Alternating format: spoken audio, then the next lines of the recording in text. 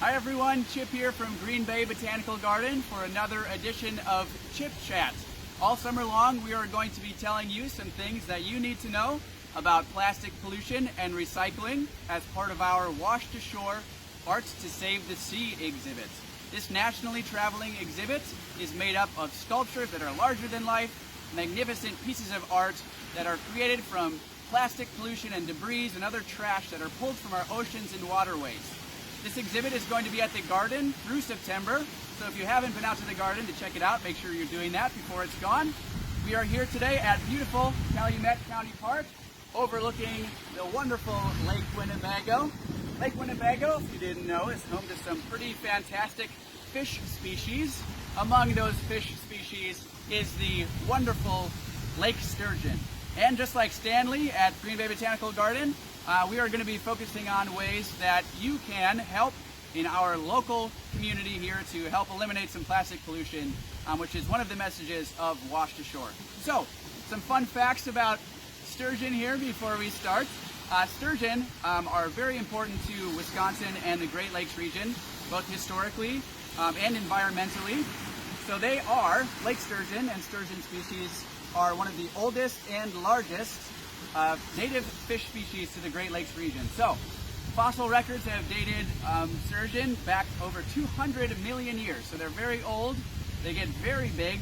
They've been documented to grow over 1,500 pounds. And like I said, they're also important environmentally. So behind me, you see a huge lake, and inside of that huge lake there are going to be leeches and snails and other crustaceans that sturgeon love to chew up and eat. So, here to help me talk a little bit more about sturgeon and plastic pollution and stuff here today is Lindsay from Calumet County Parks Department.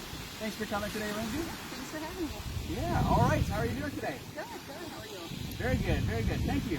All right, Lindsay, before we get started talking about plastic pollution and all that good stuff, can you tell us a little bit more about Calumet County Parks and what you do for the local community here? Yes, of course. So today we're at the beautiful Calumet County Park. So we're right on Lake Winnebago. We have hiking trails, biking trails, we have our campground, of course, and our boat harbor. We also have a park called Lindsay Nature Center. We have hiking trails, cave tours, which are a ton of fun, lots of environmental education programs out there as well. We also have Becker Lake County Park, which has hiking trails, beautiful views of Becker Lake.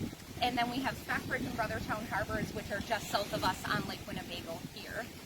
We also have the Fox River State Trail and the Friendship State Trail running through our county. So our department and our staff really maintain those parks, trails, harbors, implements different environmental education or just really fun activities, kind of public outreach and whatnot. And we also run the county snowmobile program as well. All right, sounds like a lot of recreation opportunities, a lot of cool stuff to do around the area. It sounds like, though, you know, with recreational opportunities, there's also a less fun side of that, and that's the plastic pollution and the trash creation and all of that waste that accompanies that. Definitely. Have you experienced that as an issue in your parks? And if so, can you talk a little bit about that? Yeah, we have. So of course, anytime you have people coming in to a park or, you know, coming out to picnic or camp, going hiking, biking, boating, what have you, you're always bringing stuff with you, whether that be, you know, beverages or treats or just snacks for the day. So we do unfortunately find a good amount of plastic beverage containers, bottles, straws, fishing lures, what have you. So I brought a couple of those with me today to show you. Sure. So of course, in our harbors, we find a lot of different fishing line lures. So we have some child's fishing line and lure actually today, but still a nuisance, still very dangerous for wildlife and, you know, getting washed ashore, of course.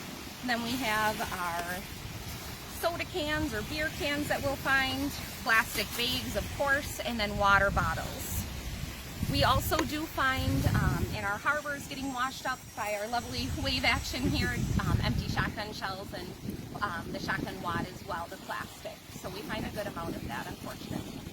So in your experience, how do you think that these plastic debris are most significantly affecting wildlife? So why is this a danger and a bad thing for our environment and the wildlife in our environment? Yeah, so of course, especially something like can or, you know, plastic bottle that's opened or the fishing line, wildlife can become entrapped in that, entangled.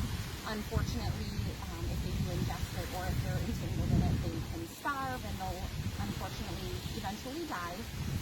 So a lot of us come out to our parks and our lakes and our rivers. We want to see the pristine area, we want a beautiful landscape, and we want to see these animals here. So we come out to bird watch or go fishing.